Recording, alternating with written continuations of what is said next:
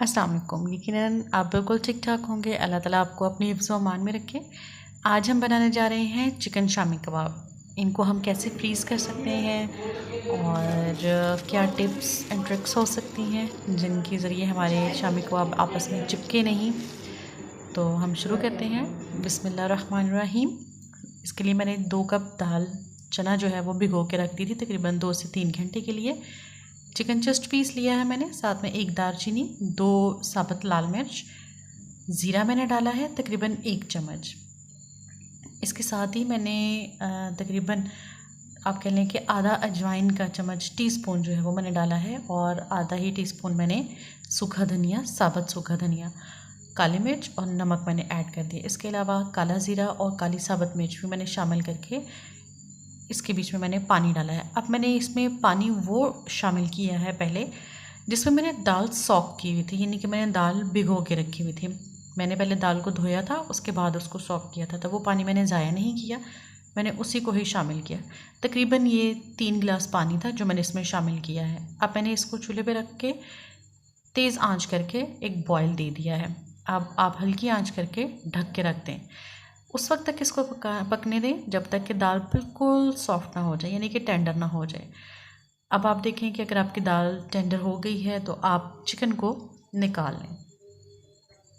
ठीक है, अब आपने चिकन को निकाल लिया है और इसको ठंडा होने दें। दाल का जो पानी है उसको खुश्क कर लें ताकि दाल में बिल्कुल भी नमी बाकी ना रहे।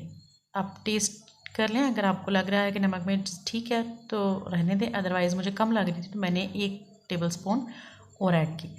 चिकन को यहाँ पे मैंने श्रेड किया है रेशेदार कबाब बनाने के लिए। अब श्रेड आपने हाथ से नहीं करना, आपने बेलन की मदद से इसको फैलाना है और आपको बहुत ही अच्छा रेशेदार जो है वो चिकन बन जाएगा। ये देखें लच्छे से बन गए हैं।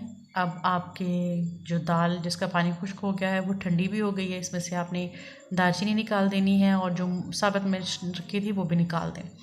अब आप दाल को चॉपर में डाल के इसको अच्छे से ग्राइंड कर लें कि बिल्कुल ये मैश हो जाए।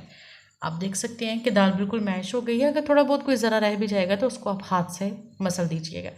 अब हरी मिर्चें ले लीजिए अपने टेस्ट के अकॉर्डिंग। मैंने यहाँ पे 5 अदद डाली हैं और जितना भी आपने रेशेदार किया हुआ था चिकन उसको आप डाल दें। 1 अंडा डालें, अच्छे से इसको मिक्स कीजिएगा कि तमाम चीज़ें बिल्कुल मिक्स हो जाएं। चिकन जो है वो कहीं पे रह ना जाए, इकट्ठा। ठीक है, अब ये सारा कुछ मिक्स हो गया, इसको आप रख दें।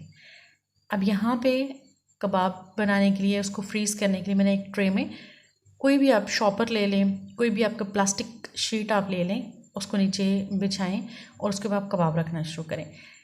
जी, यहाँ पे आप देख सकती हैं कि मेरी अम्मी जो हैं वो कबाब बना रही हैं। उन्होंने कहा जी लाओ मैं तुम्हारी हेल्प कर देती हूँ, तो फिर माएँ मदद करें तो फिर मदद ले भी लेनी चाहिए।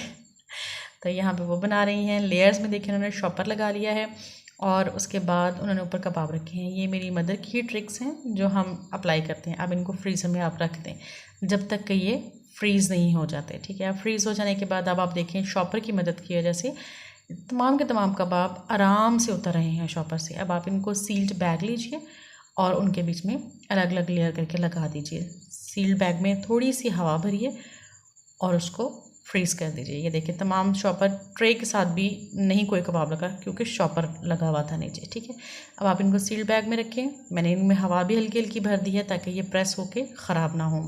आपको पता है लाइट का इशू तो रहता ही है। मेरे चैनल को सब्सक्राइब जरूर कीजिएगा, मेरे रेसिपीज़ पे कमेंट कीजिएगा और लाइक भी कीजिएगा। अल्लाह हाफ़िज़।